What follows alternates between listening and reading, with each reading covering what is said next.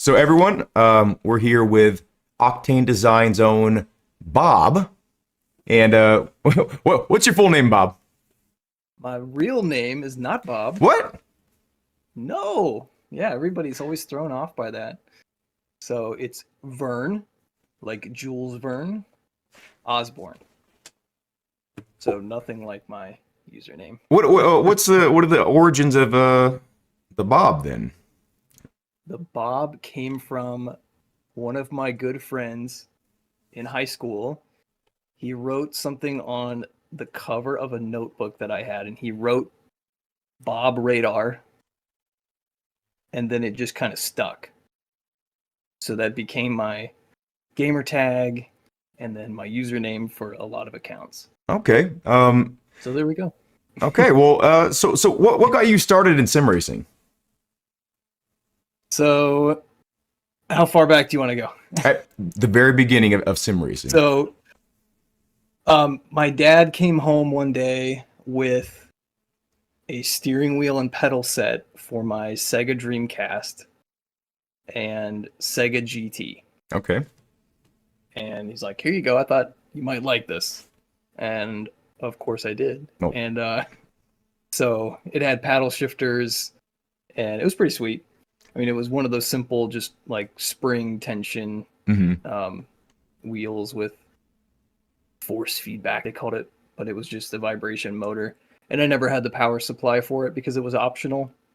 So I never got to feel any of the rumble. But yeah, so that really sparked my interest in sim racing, but that kind of fizzled out. And it wasn't until about, let's see, I don't know, 15 years ago or something where I started really considering getting some more hardware to use with my Xbox 360, and ended up getting a Fanatic CSR wheelbase with a pedal set used on eBay. And yeah, then I fell into the hole of sim racing, and so it's just been upgrades and new gear since about 2015. Wow. Okay. Oh yeah. So you've been in the game for a while. So we asked about your name having significance, of the Bob. But is there significance to the name Octane? Like why with the K? Yeah, the K is. It was one of my my old boss at one of my other jobs, and it was the last initial of his last name, or the first initial of his last name plus the initial of my last name. So the O and the K were from that. Okay. Yep. It's interesting. Okay. And that's kind of why the logo is just an O and a K instead of the full Octane. Yeah, or just an O for the Right. first. Yeah. Okay. Oh, okay. So what was the moment you decided to start building your own sim racing gear?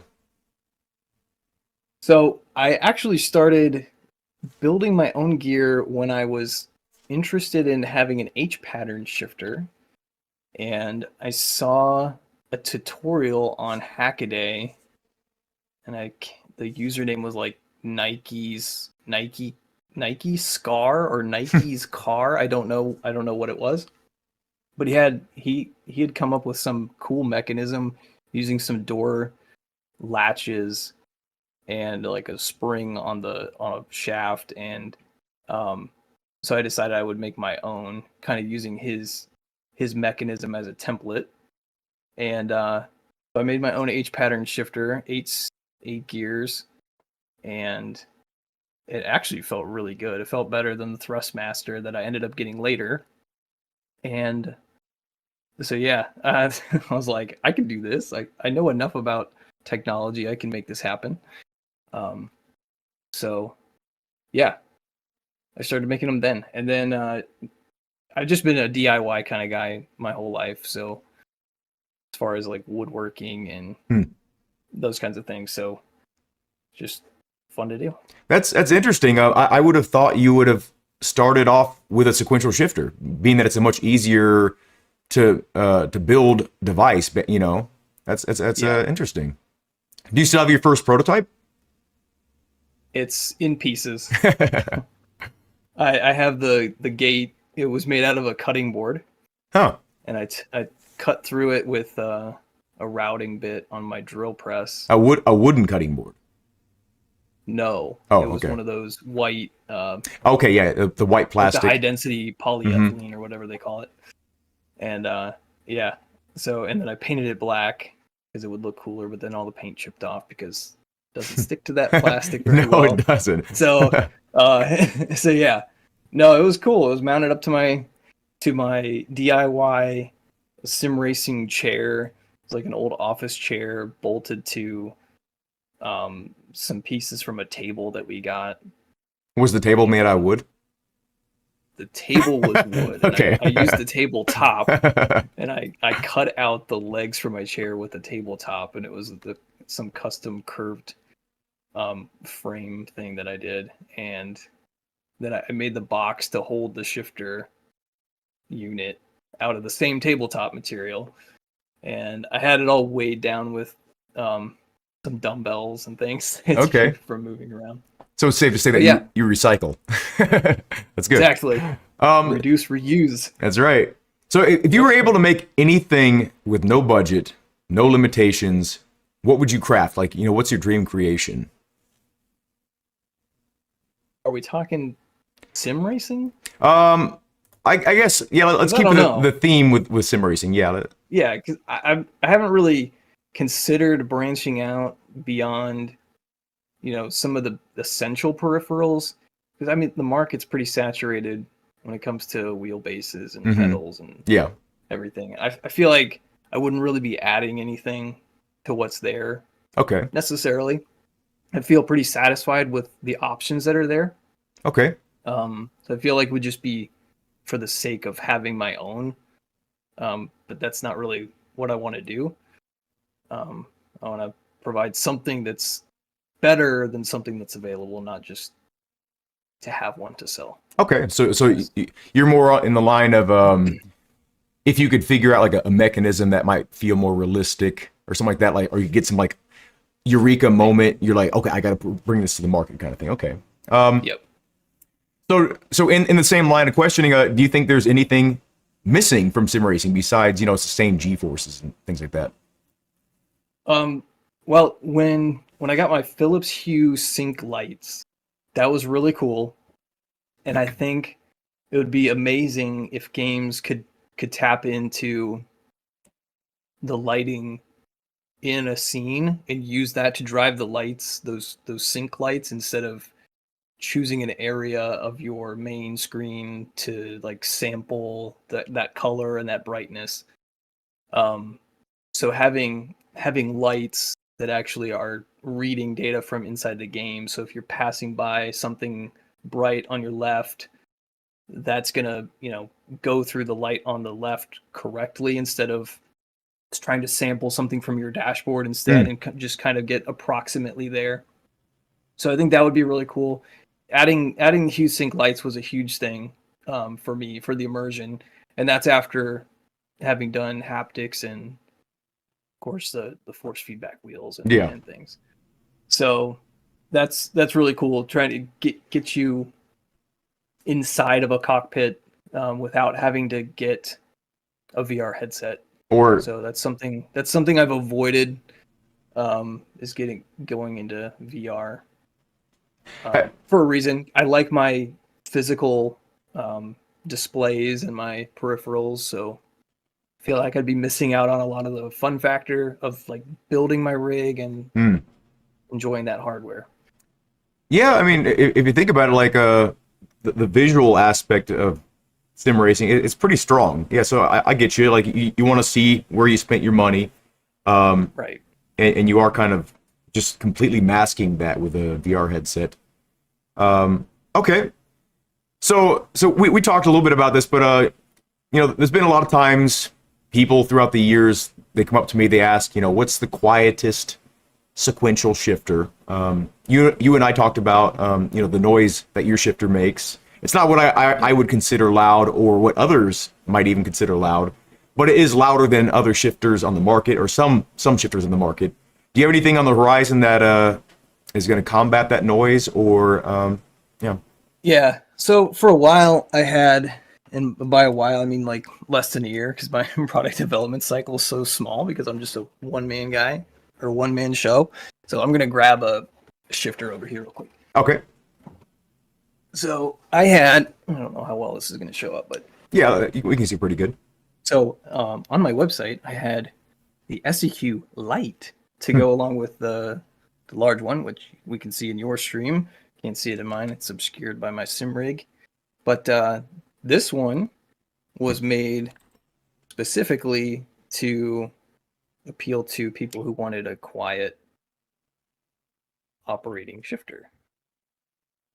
Um, Definitely quieter than the full size, but the main difference was like the size. Obviously, it was quieter. It has less adjustments. There's no force adjustments available, and I used a lower spec aluminum to cut down on costs, but it's still super beefy anyway. But so this was available for a while. People seemed to really enjoy that, and but I wasn't selling enough of them to justify keeping the parts on hand to make them, and so I just discontinued it recently.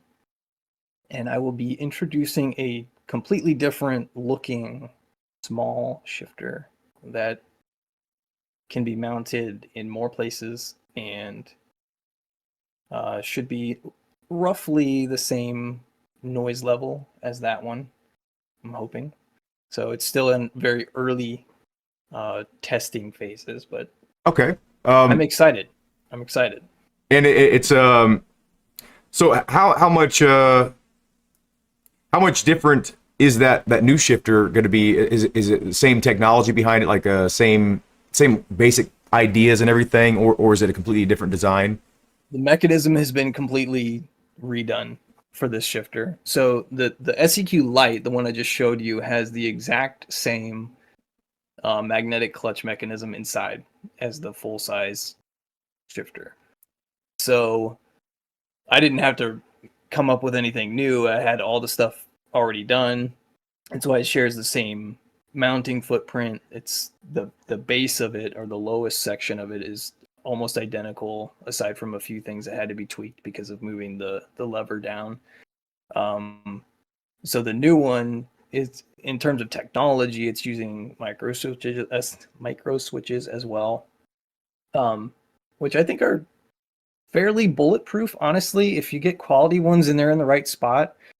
And the best part is, like, you understand the technology as a consumer, and as if you ever needed to replace one, it's simple. You can just pull the sides out open, unscrew the micro switch, put a new one in, and you're done. And it's cheap. It's like $2 for a micro switch. And I'm not an electrical engineer, and I'm not a programmer either. So easy for me is good, and I think it's good technology, and it's readily available. It's not complicated. It's not intimidating, and it works. It gets the job done just like it needs to be. Okay. So, oh, and it will also be compatible with Fanatic wheelbases. That's pretty big.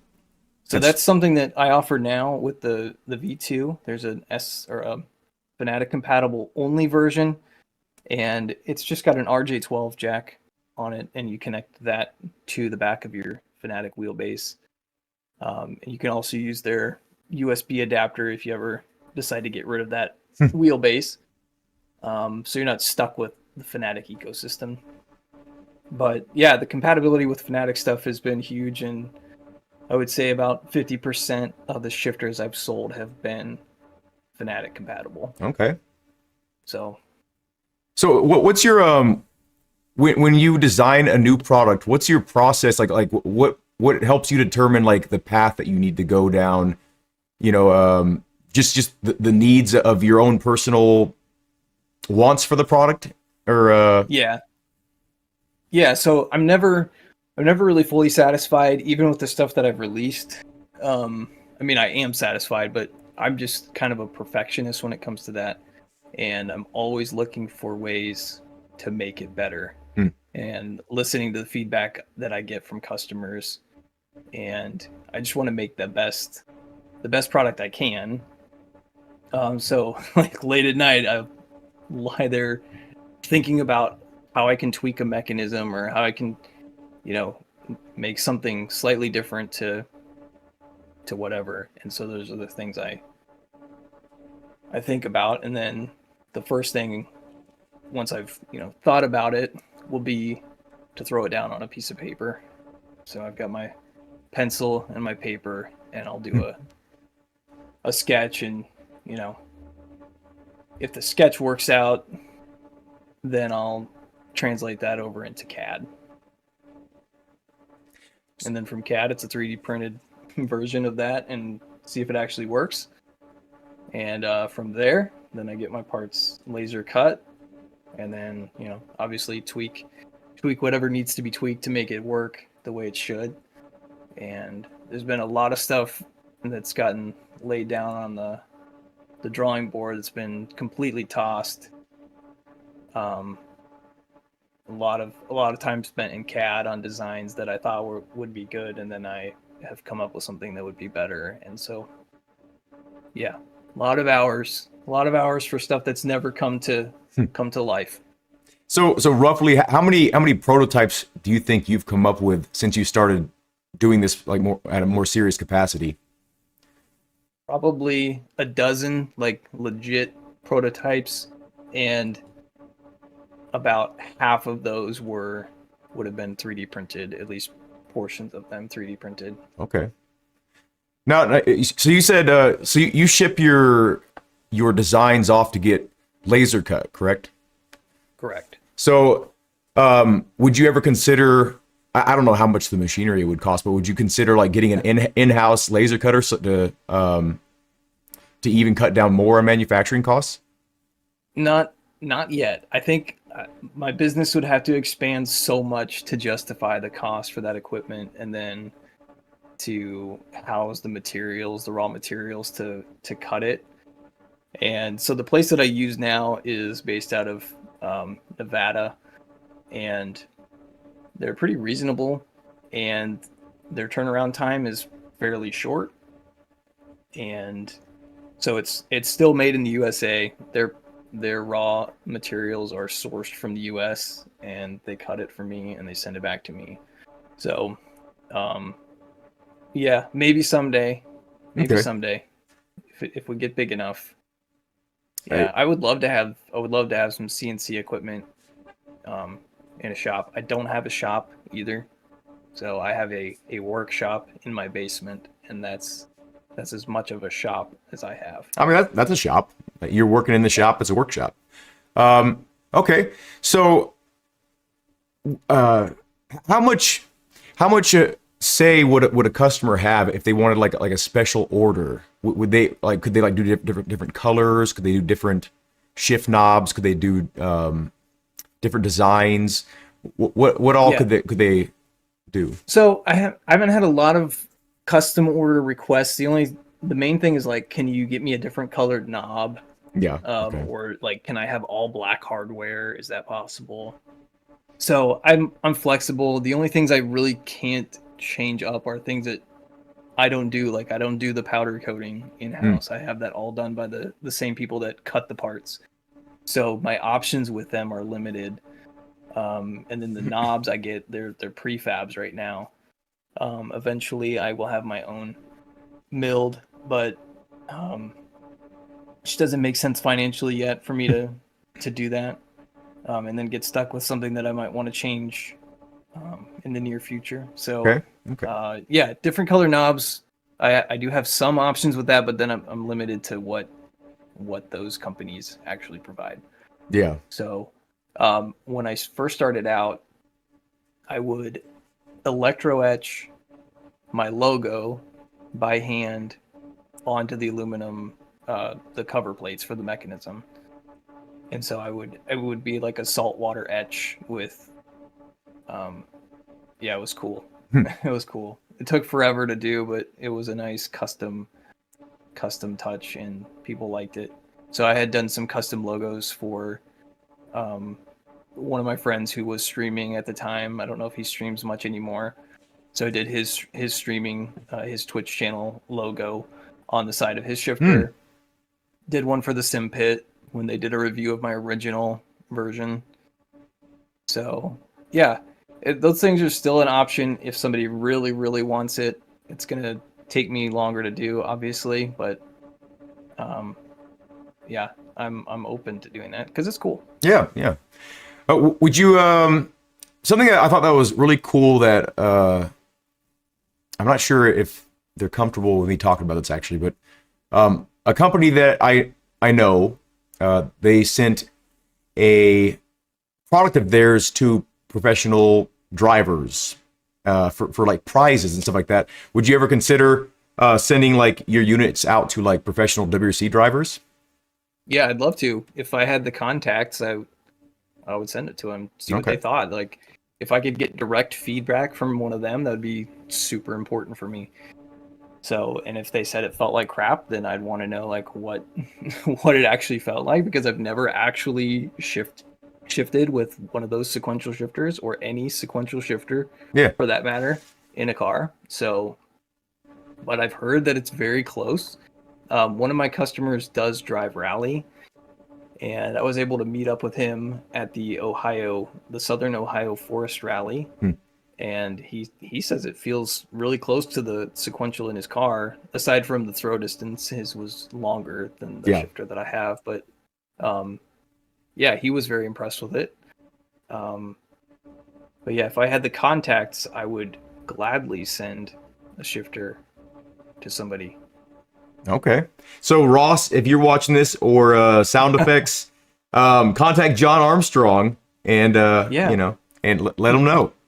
He'll ship it out to you. um, so one of the things that I find really interesting, especially with gear manufacturers, is what are they running on their rig? Like what do they like? So what are you running on your personal rig? so for the wheelbase, I have a Sim Experience AccuForce, and I bought it as a non-pro version, which means it just didn't come with the button box module. So that's my wheelbase. I have a Momo prototypo wheel. I've got the BDH shifter. I've got the Husingfeld Sprint pedals. I have my shifter. I've got the Husingfeld V2 handbrake with my drop-in lever kit, which we might want to go over later. So I have a different knob. I actually put the SimLab knob on my Husingfeld V2 with my lever, my drop-in lever assembly replacement. My chassis is a Six Sigma something, just a basic one. The wait six. Okay, yeah, okay. It's like the 6S80 or something. I don't know. I got it for a good price, and I wanted to get an aluminum extrusion rig anyway. I had a DIY rig for the longest time, and I loved it. It was wood, and I cut it all out and stained it, and it was sweet. But I just needed the modularity, and I didn't have that with the wood. And then I have some physical displays. I've got a what is the brand? Sim Projects, or maybe it's Sim Racing Hardware. Sim Racing Hardware, For like your GI dash. Max. There's like it's just the gear indicator. So I've got a dedicated gear indicator. I've got a tachometer from Sim Projects. I've got a Sim Projects. They call it a Pro Race, which has different displays. It has gear. It has shift like RPM lights, lap time, position, all kinds of stuff you can program into it. I have a Derek Spears Designs button box, which I'm not really a fan of. I was actually very disappointed in the quality of the physical build. I haven't been disappointed in the way it works. I've just been disappointed with the build. Let's see. I've got a couple of butt kickers on the rig. One is bolted directly underneath the seat for all the jumps and the suspension surges and things. And then I've got one bolted up to the pedal deck. Let's see what else. I think that's about it, really. I think that would have been hilarious if you listed all the things and you didn't list your own gear. Yeah. Like, been like, so wait, you don't run an Octane shift? No, anyway. So what games do you play with all that stuff? It's it's been Dirt Rally 2, Okay. and before that Dirt Rally, the original, Yep. and now WRC. Wait, let me get this right, or I'll get some flack. EA Sports WRC. Yes. I call it WC23 because that's what it was known as before the title was announced. Exactly. But that's what people know and as. then, so it's basically all rally. I'm a rally guy. Outside of that, I play a little bit of AMS2. Okay. With just certain cars and certain track combinations. Some BeamNG every once in a while if There you I'm go. wanting some fun. And let's see. No Aceto. That's, I used to, and then I got Project Cars 2, Mhm. and it was pretty good. Played that for a long time, but still, nothing really ever drew me in as much as the rally games. And so yeah, I did some Assetto Corsa, and what's the other one? Yeah, the ACC. Yeah, competition. That's cool, but I'm just not really into GT Yeah. racing. I mean, I can get into it for a while, but I don't know. Rally, I kind of equate it to like would I rather go on a hike through the woods or walk around the neighborhood On a sidewalk, so right? it's kind of like that. Like I want to do rally. That's a way great more yeah. engaging for me. Yeah, that's actually great. I haven't heard it compared to that. That's funny. So when you're not sim racing or working with your sim racing gear, what do you do with your time? Yeah, so I like to play airsoft. Oh, I'm with you. Airsoft guy. Mountain biking, Okay, hiking, playing with my kids. there you go. Um, that's why my inventory is on. Well, not my inventory. I've changed my website up for the holiday season because it's just been. I was slammed. I was slammed with orders, and they just kept coming in. And I changed it so it's only what I have available to send out. Okay. For now. For right Yeah. now. Yeah. Because I got a lot of commitments. So I'm going to be snowboarding with my kids, teaching them how to snowboard this year. And I just want to have time to be able to do that. Yeah, time to live. Yeah, like So people got to I want realize. to be able to make people's shifters too and send them to them, but I also I have a life, just a one-man operation, so I can only do so much. You're a real human being. Yeah. I am. So what are the plans for the future of your company? Like, are you planning on expanding employees, kind of thing like that? Perhaps. So one of the things I really want to do is get a custom PCB made, and I have a friend who's been working with me to get something figured out for that. Okay. So I'm still using prefab PCBs, even with the latest change that I made. In fact, I think it's like the same board that BDH has in their shifter because it shows up as the same thing. No, I don't think it's the same because BDH the circuit board that they use sends out a constant analog signal, and yours doesn't do that. So yeah, so the one that you have was using a different circuit board than the one I'm using now. Oh, okay. And so the one that I have now was actually the same circuit board that I started with. And people were like, why? Like, what's the purpose of having a separate, like, off-board electronics box? And it was mostly for flexibility. And so now I'm back to that. And so there's an RJ12 connection that comes from the shifter unit that goes to that box. And so every USB unit is now also just by default Fanatic compatible because they can just bypass that box and plug right into Fanatic gear. But yeah, so it is the same. I think it shows up for me as the same device. In fact, like it shows that there are two, but it registers under what I have as the BDH. And so I've made sure that I connect to a different set of pins so that they don't interfere with the stuff that BDH has. So So you can still run the BDH and that at the same time and not have issues. Yeah, and I did just that when I was running the BDH, and so besides the Fanatic stuff, and then having your name pop up basically when you connect it in the USB list. Is there any other benefits to having your own custom circuit board, or just flexibility? It's more of the footprint of that USB controller unit.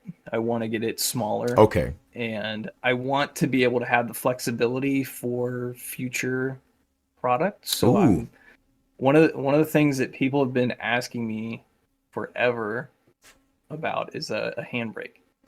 And so handbrake is coming. Oh. It's there's nothing been designed in CAD yet. Everything is on a sketch pad. Okay.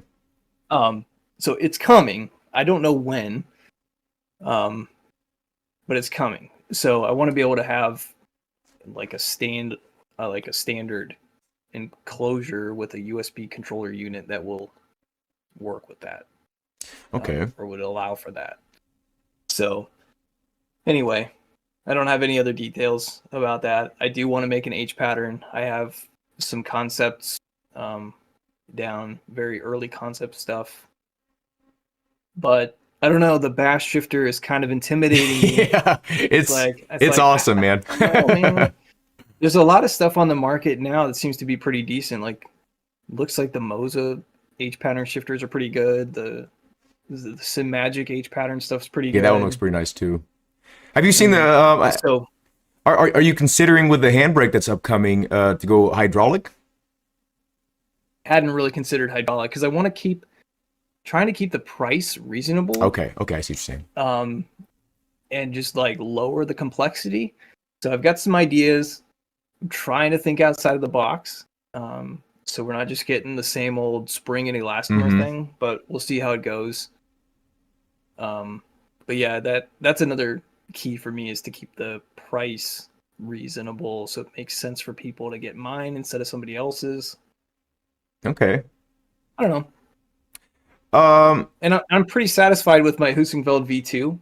So I'm kind of like, that is a nice handbrake. I just keep pushing it to the back burner because, this one's good. Yeah. And I don't have to make it. So what's your favorite tea and song? What's your favorite song? Oh, you don't have to answer that one. No. So what priority in your heart, in your, whatever, is customer service to you as a growing business, in the sim racing space? Oh, did you hear me? Hello? I heard your question, but I think I was listening for something else at the end. Oh, you're like, I was hoping you were going to finish your sentence. I was. So basically, how important is customer service to you? Yeah, customer service is everything. So if your customer service is crap, that's it. Like for me, if I have a bad customer service experience with another company, I won't recommend them. And I'm hesitant to buy anything from them ever again too. So having dealt with that myself, I want to make sure that I'm giving the best possible customer service that I can as a one-man operation. Yeah. So yeah, I don't have a warranty claim, but I do say that if you ever have any issues, reach out to me and I will make it right. Because that's what I would want. I would want the company to make it right, especially when you're spending hundreds of dollars on something. To some people, that's a lot. To some people, that's just pocket change. But either way, it's a lot. Yeah. Either way, like the device should work and it should last. And yeah, I'm not about making some cheap thing as fast as I can just to make money. That's not why I made the product to begin with. I made it because I wanted something better than what I could buy. Yeah. So what would be the actual process? Let's say someone had a problem, like they didn't like it, or something went wrong. What would be the actual process? Yeah. So every shifter up until recently included a physical owner's guide with if you ever have an issue, here's the email, or send a message through the contact form on my website. So that's all they would need to do, is send an email or get on the website, go to the contact page, and send me a message and let me know what's going on. So I'm not going to give people to run around. It's like I've made less than 200 of these total, and it's not like there's a black market with knockoff OKTANE design shifters.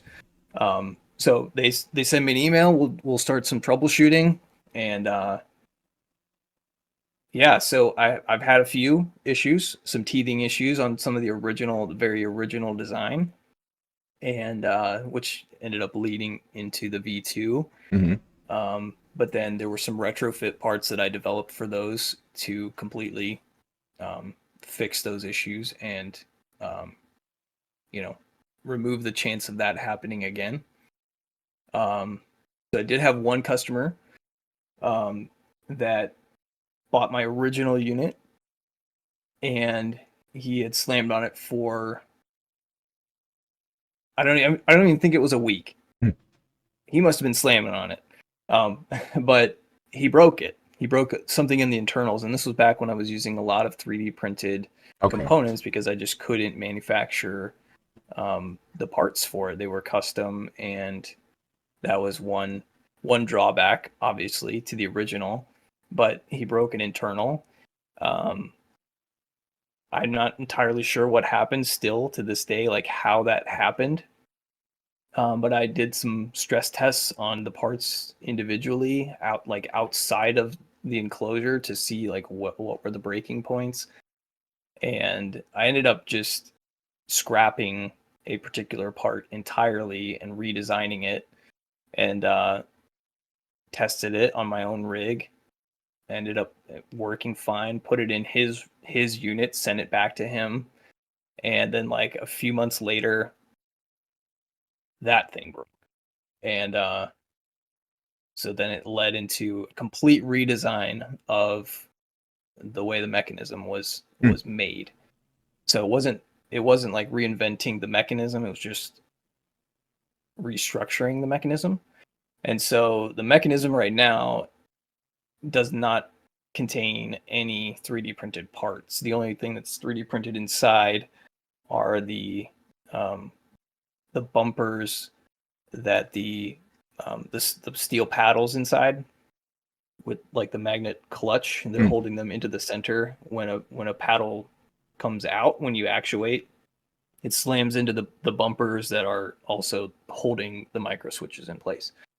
So those are TPU 3D printed, so they're flexible, and so that's the only 3D printed component inside the shifter. Okay. Right, so yeah, people's issues led to improvements and new versions, and I ended up having to later replace the exact same part in somebody else's shifter, and gave them a retrofitted some retrofitted pieces to go in, and they were able to repair it themselves with some guidance. And it was an out of country thing, so it made sense to send them replacement parts, and they were okay with it. So yeah. Okay. Also, I do want to mention, in my review of this shifter, I mentioned that the middle piece was 3D printed, and I was wrong about that. It was Well, it's you Delrin. were partially correct, because on your unit there, the center of the lever tip is made out of Delrin. Yeah. Because that's the part that's all the load Smacking is stuff, on, and it's super strong stuff. But then it had 3D printed spacers to keep it in the center of that lever. Yes. So they weren't load bearing. They're just there as a custom width spacer. Yes. And that's completely gone now. It's aluminum spacers with the SEQ graphic on it, and seen in the chat, Bob's Knobs. Yeah, I saw it too. Yeah. Yeah. Okay. I just wanted to make note of that, because I don't know if you had mentioned it in the comments to correct it, and I think I pinned it. Yeah, Um, I just wanted people to be aware that like the very center of the lever was not 3D yes. printed. Whatever was engaging and taking the brunt of the force. But to be fair, the original had an entirely 3D printed lever, and so that tip was also 3D printed. But Okay. none of those original ones ever failed that I know of. So it's kind of like just extra bomb proof. Right. And honestly, if somebody had an original unit and something happened to it, I would just have them send it back to me and I'd send them a V2. Oh, there you go. Like, be done with it. So Okay. I'm not going to mess around with them. So they spent their hard-earned money on it, and then Yeah. they can benefit from the improvements that have come since then. Yeah. Sim racing is obviously important to your life, being that you are a sim racer and you also contribute to the peripheral side of sim racing. So how important is sim racing to you? You know, your life and the future of gaming and sports. Like how important do you think it is? It's important, but I'm trying to get, a balance. There's a balance because it can suck a lot of your time and it can suck a lot of your money. So I try to get my time back, get some of my life back. So, but yeah, I have my kids come and play on the sim rig too. They seem to enjoy it quite a bit, so that's something that we can enjoy together. Obviously, I would prefer some more real world experiences for them outside of just sitting in this cockpit and driving virtual cars. But yeah, it's important. It's not my ultimate thing. It's fun. I do enjoy it. I've enjoyed it for a long time. I like the people that I've met through the Dirt Rally Discord server, and yeah, it's a good time. Yeah, definitely. So what would you say to a newer a newer sim racer that's just coming into this? Like, what kind of advice would you give them? Don't go on Reddit. Don't look at the sim rig threads. I would say be content with the gear that you have as long as you can. Yes. And just like you're never gonna get back to that original sensation when you first got your direct, or not your direct drive wheel even. Yeah, but your force wheelbase feedback wheel and your pedal set. So even with all this fancy gear, it didn't top the experience that I had when I first got it, and my field of view and all that stuff was all jacked up, and I didn't care because it wasn't a gamepad. So yeah, stick with the gear you have as long as you can. Don't go over 60 hertz as long as you can. I don't agree with that, but okay.